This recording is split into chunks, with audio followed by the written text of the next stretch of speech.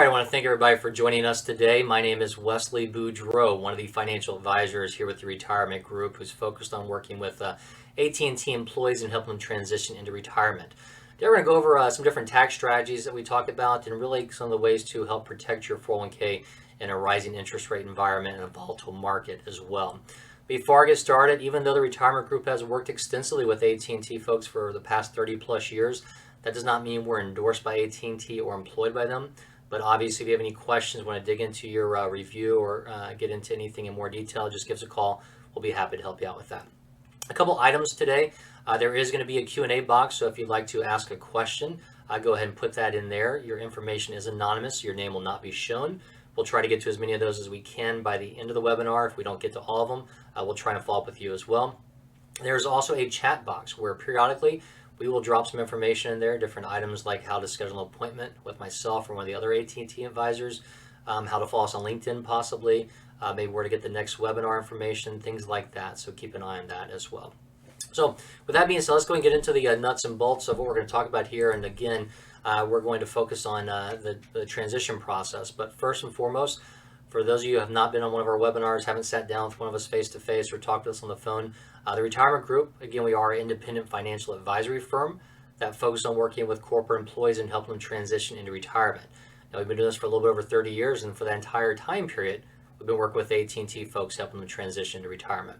The reason we focus with a select few companies, it allows our advisor to have a deeper understanding of your benefits plans, whether it be the pension, the 401k, healthcare, retiree, medical, life insurance, all those different options you get from the company.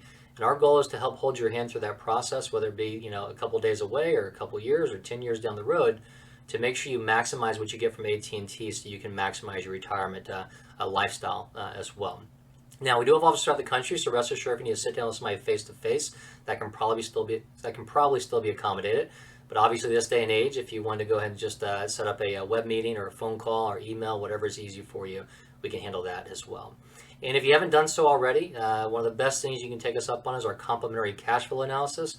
This is a detailed financial plan specific to AT&T retirees and employees to make sure you can go through the overall options you have with AT&T to determine the best day to retire so you maximize those benefits. Whether you've got something set in your mind that you want to retire at 60 or maybe when your son graduated college or something like that, we can run through those options for you, let you know how that looks versus if you were to work a little bit longer or maybe retire earlier. How does the pension plan factor into this, whether you're taking the annuity or the pension lump sum? There's a lot of different variables that go into there, so we can help you on the financial side to determine if you're on the right track to meet your retirement goals as well, or if anything should be adjusted or changed to meet those. So let's first kind of get into a couple tax items. We'll give a quick refresher of the Secure Act, which came out December 2019, went into effect 2020. Then we've just had a Secure 2.0 come out and go into effect in 2023. Let's go back and start on the first one to give you some updates on that so you know where we're headed with this. Now, one of the first beneficial changes that they did in the Secure Act, original Secure Act in 2020, was to finally bump up the RMD age. Now, what that is, the RMD is a required minimum distribution age, in which case the IRS comes knocking on the door and saying, hey, you've done a great job saving these accounts, whether it be a 401k or an IRA, but now we want to tax you on it. We want you to take that money out. So we're going to force you to start taking withdrawals based upon an advisor. They look at your age and look at an advisor, but roughly speaking, it starts at a little bit around 4% per year and starts to go up from there down the road. That used to be 70.5. They moved it to 72.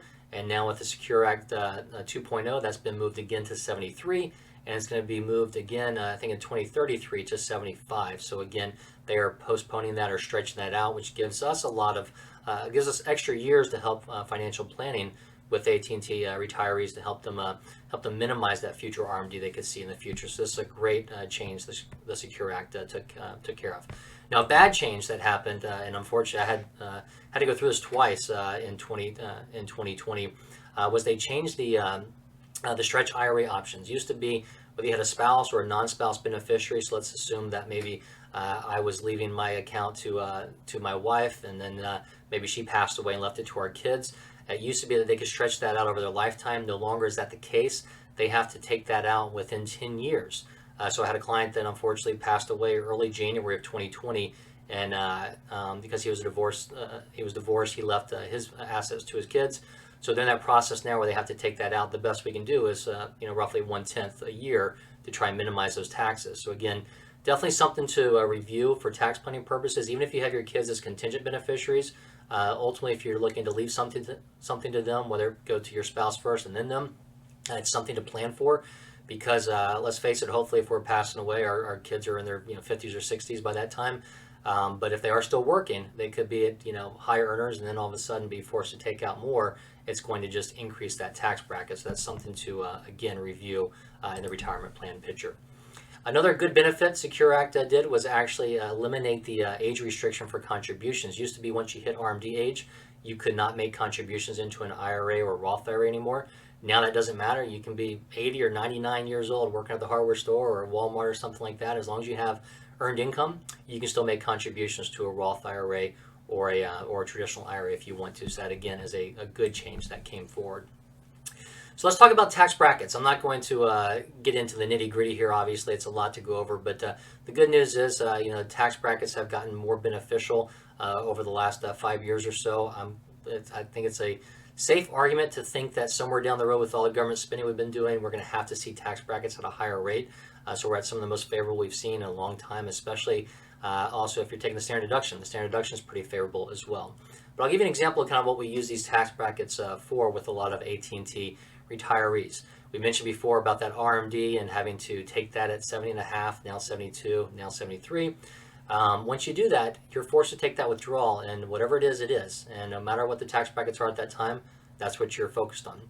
So one thing we do a lot with individuals between retirement and age 73 at this point is look at Roth conversion strategies. Maybe you don't need all that money, but maybe you're in a low tax bracket and it's good to convert some of that into a Roth IRA, so it starts growing tax-free versus tax-deferred, and in turn minimizes that RMD you'll be forced to take later. So a good example, if we take a look at, let's say, a married couple here, the 12% tax bracket, we take a look at this. I'll zoom in so you guys have a better look at it. But if we look at that 12% tax bracket, if you look for the second column, or third column if you would, that caps out at $83,550, and at the bottom the standard deduction is just shy of $26,000. So if we look at that, you add those two up, to get to the top of that 12% tax bracket, you're at roughly about $109,000. So if you bring in less than $109,000, you're in that 12% tax bracket. If you go over it, you're going to start moving into the 22% bracket for the portion over it. So let's assume maybe somebody only needed $70,000 of income for the year. That gives them another $39,000 they could potentially take out at the 12% tax bracket, which I would argue is a pretty favorable tax bracket. They can pay the taxes there, convert it to a Roth IRA, and then let that grow tax-free. Whereas they may not want to go farther than that because then they jump up in the 22% tax bracket. But again, everybody's different. The higher the tax bracket, just the longer that break even is to adjust that. But it's important to review this because there are some different nuances like Social Security tax and things like that when it comes to Roth conversion. So again, give us a call to kind of run through this if we haven't done so already, to give you an idea of where you stand. Now this is 2022. If we move forward to 2023, same exact brackets, just the difference is they've been adjusted as far as the limits on there for inflation and everything. So the good news is that top of that 12% I just gave you is actually gone up to about 89,000. Standard deduction's gone up to just shy of 28,000. So instead of that 109,000 roughly being the top, now you're up close to 116,000. So about a $7,000 bump in that 12% tax bracket. And these are set to continue, but obviously things will happen as administrations change and Congress changes. We could see changes to the tax brackets down the road. And another thing, there's also long-term capital gains on the bottom here, which are still at that 0, 15% or 20%. This comes into hand as well with after-tax accounts, or if you exercise in UA, and we're looking at tax treatment that way. So any questions on there, just give us a call. We'll be happy to go through that with you as well. Another key concern or issue is where are you going to live whenever you retire? Had a phone call actually this morning talking with somebody who's in New Jersey and contemplating whether he's going to stay in New Jersey or move down to Florida. So obviously there's a difference in taxation from those states, from the income level, and then you get deeper, there's differences in property tax and things like that, but primarily state income tax. So let's assume that somebody was retiring from California and they wanted to move to Texas. They went from a pretty high income tax state to no income tax state. Or they just want to stay there. So if you have questions or you're thinking about changing states, let us know. We can run two different scenarios side by side to show you the difference and how much those taxes can erode your assets over time. So again, very important to understand that, and it's very unique. Not every state's the same. Some states might have an income tax, but they don't tax your pension, or they don't tax your IRA or Social Security. Some may tax an IRA distribution, but not a pension distribution. So it's very important to understand these rules. And again, that goes back to that cash flow analysis and getting into those.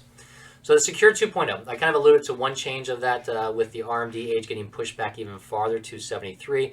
And like I said, I think it's in 2033, it's going to get pushed back to 75. A couple other changes, reduction in RMD excise taxes. There's no RMDs on Roth 401k accounts. That's a good thing. So it used to be if you were at AT&T and you started saving in a Roth 401k, which was great. The only problem with it is that at 70 and a half or at 72 now, you'd have been forced to take an RMD, or maybe you didn't want to. So usually would have rolled it over to an IRA because there's more flexibility there as well, but now 401ks and Roth IRAs do not have that RMD situation there. Higher catch-up contribution limits are coming in, and they're going to be indexed for inflation. Some other things like more part-time employees can get picked up into the different 401k plans. And then another issue, 529s, if you didn't end up using all of them, there's an ability to roll over $30,000 into a Roth IRA from there. There's also some potential Roth IRA contributions from the employer as you're matching. Now it's going to be taxable if you do that. And again, not all employers have kind of adopted all this yet, but as we move through the year, we should see some adoption of some of these going through as well. So let's talk about the distributions. Let's talk about some tax planning strategies. Once you are retired, what do you do with your 401k, your pension? How do you actually distribute those so you can keep as much money in your pocket as possible versus Uncle Sam's? But let's first dig into interest rates, because this is something that's on top of everybody's mind if they're focusing on the pension plan. So a quick reminder, it depends upon where you started and what position you're in with AT&T, what type of pension plan you're in. It could be the old defined benefit plan, in which case there's a formula that looks at your years of service, your final average pay, and a multiplier to determine how much of an income annuity you're going to get on a single life basis. And then from there, if you want to deviate, do a joint survivor or a period certain, you can, or do a lump sum, you can, and that's where interest rates come to play. So what they do is they take a look at your age, look at longevity to figure out how many more years you should be alive, and look at the current interest rates to do a net present value calculation to determine what your lump sum is. So if we look at the seesaw, when interest rates are lower, you're going to have a higher lump sum. When interest rates come down, you're going to have a lower. When interest rates are lower, you're going to have a higher lump sum. When interest rates go up, which we saw since the pandemic, you're going to see a decline or a drop in that lump sum. So we saw interest rates go pretty low during the pandemic, the lowest we've ever seen. I did not expect that. So again, that pendulum kind of swung a little bit too far. And now on the flip side, where they've come up quite a bit, and we've seen gone from some of the highest lump sums we've ever seen with AT&T to some of the lower ones. But it's important to follow those interest rates, and AT&T updates those once per year. They use the November rates of the prior year to give you what that calculation is. So last year we saw a lot of people leave because those interest rates were still based upon semi-pandemic levels. What we saw was those kind of, they moved up, most of last year kind of leveled off in October, came down for the next couple months, and they've kind of kicked back up a little bit, but right now they are lower than what this is showing you on the screen. This is giving you what they were last November, which is what they're going to be used for right now. If you were to retire and commensurate benefits in 2023, it's going to be 5.09%, 5.6%, and 5.41%. The rates right now for March have come down a little bit from there, but we won't know until we hit November what they'll be for next year. And those rates are segment rates, first, second, and third. The first covers the first 5 years of retirement. Second is going to be for years 6 through 20, and the third for years 21 and beyond. So for most of us, that second segment has the highest weighting because, again, it's going to be covering 15 years of retirement. Now, if you're in the cash balance plan, this doesn't matter to you whatsoever. This is only for those of you that have the classic defined benefit plan and want to convert that to a lump sum. And if you have questions, we can walk you through how to estimate your pension, how to update the interest rates and everything on the Fidelity website there as well, and let you know if you're in the cash balance plan or not. Now, we'll fast forward. Let's assume that you've retired and you've taken that lump sum, and you have a couple options. Obviously, you don't want to take that out to yourself because you don't want to pay taxes on it. You're going to roll that over. Either roll it into the 401k plan, which you can do, or roll over to an IRA. If you roll into an IRA, a lot of times what we see is AT&T employees also take their 401k and roll that over to an IRA as well. So again, they got more investment choices, more flexibility, whether doing things on their own or work with a firm like the retirement group. Both options work.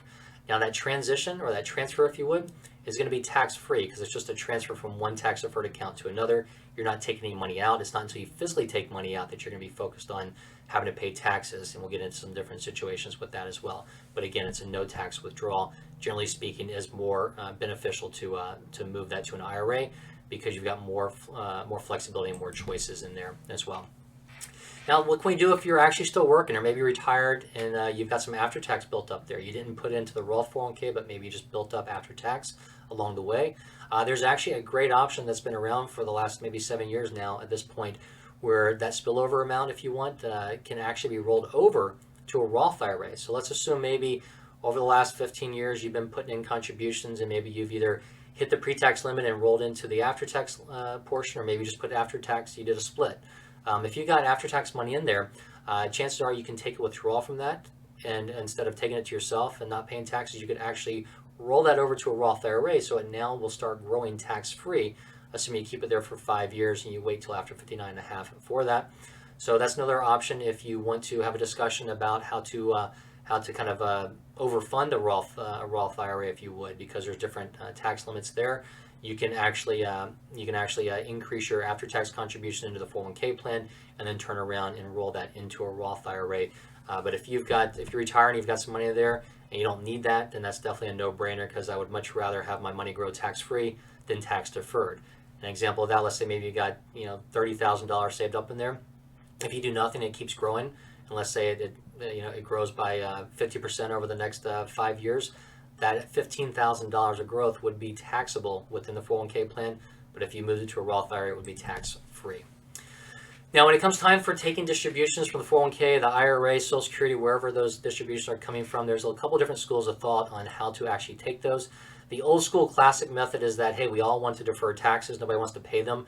So even the tools we run, but the tools that most everybody's going to run, are going to assume you want to defer your taxes as long as possible. So you're going to take withdrawals from your taxable accounts, like your cash, your CDs, your brokerage accounts first, then your tax deferred accounts, and then lastly your tax exempt accounts, like your Roth IRA or your municipal bonds or something like that. But let's go ahead and take a look at how this actually works in theory, and the difference of maybe taking a more planned approach to your withdrawals. So let's look at this chart. Let's assume somebody decided to do that. They wanted to attack their after-tax accounts first because they don't want to pay any taxes. So they burned through, let's say in the first 2 years or so, all their savings. Great news, they didn't have to pay any taxes. But what's going to happen is now they don't have that savings. All they have left is going to be their Social Security coming in, and then also their tax-deferred vehicles like their 401k or IRA, and they're going to be paying taxes on both of those depending upon the amount they're taking. Social Security could be different, either 0%, 50% of it, or 85% it could be taxed, and that's something that we help you with as well. And then eventually they may run through that, and they'll be left with their Roth IRA or their municipal bonds to take that out. So you see in this chart, kind of on the very bottom, kind of small, those red bars. So what's happening is we're squeezing the taxes to a lot in a certain couple of years versus having them spread out over the time frame. When in reality, what you want to do is you want to spread that out, and you want to actually kind of look at it year by year, because tax brackets change with administrations. And in that same example before, I talked about, if a married couple with the standard deduction close to $27,000, if they were taking everything from their savings, they missed out on the opportunity to take $27,000 tax-free. So if your standard deduction is $27,000 and you have a $27,000 of income, that means you've got zero taxable income, your AGI. So you want to at least take that amount out. But in reality, what we do is we look at the tax bracket and we look at, okay, should we take some from our after-tax accounts? Should we take some from our tax-deferred accounts? And look at that year by year based upon what the tax brackets look like, so we can manage those taxes and keep you in a lower tax bracket. For instance, that 12% bracket before jumping up to 22, because that is a big jump from that 12 to 22. It's going to be a 10% jump. So throughout the course of retirement, there's going to be different changes in tax brackets, and it may be some years you take more from your tax-free accounts, like your Roth IRA, more from your IRA, and maybe above your RMD. It just depends year by year is really the best way to manage that. So the goal is to fill up your lower tax brackets with your tax-deferred income each year, and then be aware of the Social Security taxes. Again, I mentioned based upon how much income you have does change the amount of your Social Security that's taxable. And then strategically utilize your tax-free accounts, whether it be the Roth IRA or municipals. And again, that can be issues where maybe you take a large chunk in 1 year. It Could be that we plan it and you have, there's a year or two where you have no taxes and a year that you have taxes. It all depends upon each person and how these tax brackets change over the years. So with that, the other issue to be aware of are a couple different tax situations as far as how much of my distributions are taxable versus actually a possible penalty. So if you decide to take a withdrawal prior to age 59.5, there could be a 10% penalty on top of it. There's a lot of different ways to get around that, whether it be used for secondary education, first-time home buyer, medical expenses, things like that. Are some different ways to get around, but the two key ones we look at are the age 55 rule and a 72T, which is substantial and equal periodic payments. So the age 55 rule is if you retire from AT&T the year you turn 55 or later, you don't have to have a 10% penalty from the withdrawal of your 401k, not from an IRA. So be very careful if you're talking with a firm, and let's say you retire at 56 and they say, hey, roll everything over to us so we can help you manage it. We're going to do what's in your best interest. Well, right there, they're not. Because honestly, what's in your best interest is to at least leave something in that 401k. Even if you think you don't need to tap into it, you still probably want to keep something in there, because in case you need to tap into that, you can take it out penalty-free from the 401k. Whereas if you roll that into an IRA and you just take a regular withdrawal, it's going to be a 10% penalty on it prior to age 59.5, unless you set up a 72T, which is an IRS strategy that, based upon interest rates, allows you to take out substantial and equal periodic payments over the next 5 years, or until you turn 59.5, whichever is longer. So if you're 53, it's going to go on for 6.5 years. If you're 56, it'll go on for 5 years. And there are some nuances to that, so it's really important to work with a firm that understands it, because if you make a mistake, they can come back and retroactively penalize you for all the withdrawals you've taken. So again, with that, before 59.5, there's a potential penalty. If we fast forward to 73, that's when you have your RMD that kicks in. So between those years, we kind of look at those as a freestyle year. You can take out what you want when you want, and that's where you can get into a lot of different tax planning strategies with you one-on-one, especially looking at the Roth conversions and different ways to minimize your future RMDs so we can minimize your taxes over the life of retirement. And the best way to do that, obviously, is going back to that cash flow analysis or the financial plan I mentioned earlier at the intro. Again, right now, about 3/4 of Americans over 50 don't have a written plan.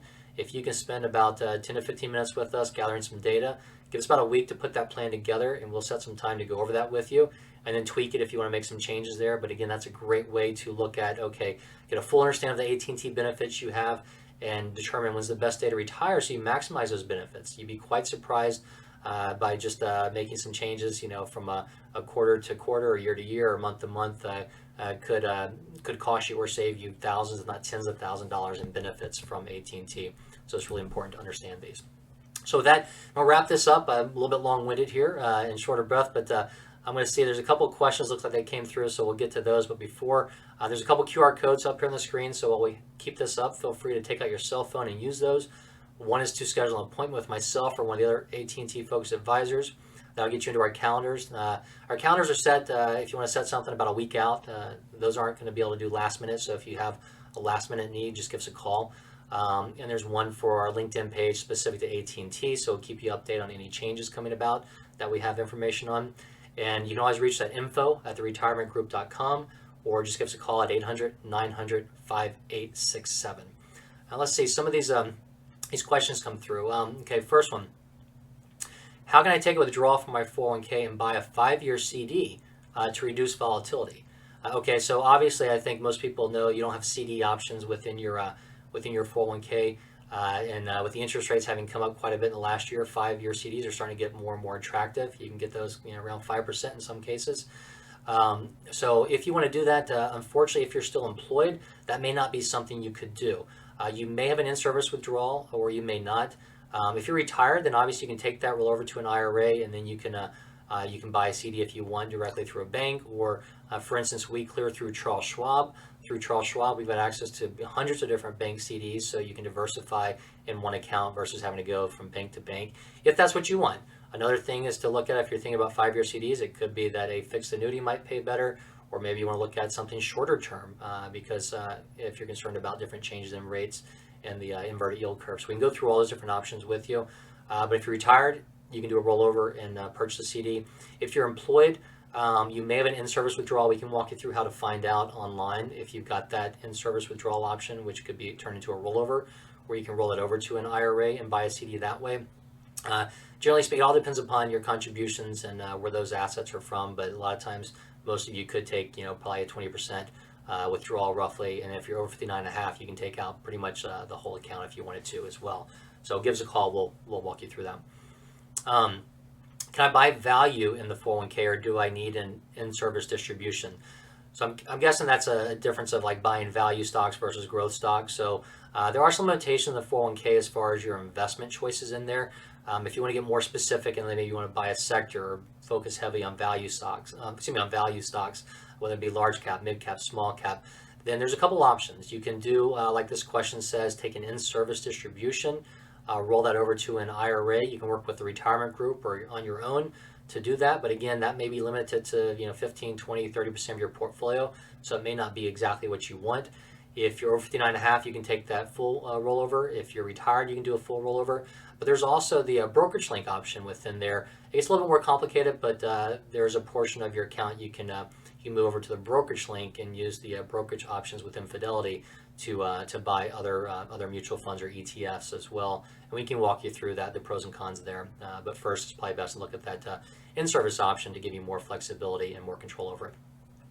How do I know if I'm eligible for an in-service withdrawal? Okay, so a lot of withdrawal questions. Hopefully these are questions about looking at rolling over for diversification and not to take a withdrawal, because again, taking a withdrawal is going to if it's a last ditch effort, if that's what you need, that's one thing. But the more you take out of your 401k, the more that you hinder your future retirement. But how do I know if I'm eligible? Well, we can walk you through that. We can walk you through online. If you go online and get in there, you look at the top tabs. There's different tabs. It goes like, I think, summary, maybe summary, contributions, investments, and then there's withdrawals and one for rollovers. So if you go in there and click on the rollovers, it'll ask you into or out of the AT&T plan. You click on the out of the plan. Then it'll ask you to verify your address. It'll show you what you have available. And it may show you different sources. So we'll walk you through what those mean and the pros and cons to those. So just give us a call, and somebody from our group will walk you through, let you know if you have that as an option. And then we can get into what are the best choices if you do have that as an option. And one more, we'll get this wrapped up. Can I take an in-service withdrawal from my pension plan? Okay, so we've been talking about the 401k mostly for this process, but for the pension plan, no, you can't take an in-service withdrawal. That's strictly going to be set aside for when you retire. You get that benefit. And also keep in mind, some of you may, especially if you're thinking about taking the lump sum, you might actually retire but not commence your benefits for a year later or something like that, because you want to look at lower interest rates and get a higher lump sum if the interest rates were going down. So again, it's not until you commence your benefits that you have access to that. So usually, point one, you retire or you separate service, and then soon after you can commence those benefits and get those. And so what would happen is, if you took that, whether it be the cash balance plan or the lump sum, you can roll it over to an IRA, and then from that IRA you can take an in-service withdrawal if you want. You can take anything you want out of there. And the other benefit there is you got more control over the taxation as far as what you withhold for taxes. And there's no limits on what you can take. But again, obviously you don't want to take out too much. Give us a call. We'll run through the cash flow analysis to determine what is a good option or what you can take in order to make sure your assets last throughout retirement. So with that, I want to go ahead and thank everybody for taking some time today, and thank you for those questions. As I mentioned before, we've done extensive work with AT&T, so we can answer any question you have, but keep in mind that does not mean we're endorsed by AT&T or employed by them. But when you have a chance, any question, reach us at info@theretirementgroup.com or call us at 800-900-5867. We'll be more than happy to help you. Thank you very much, and we hope you have a great day.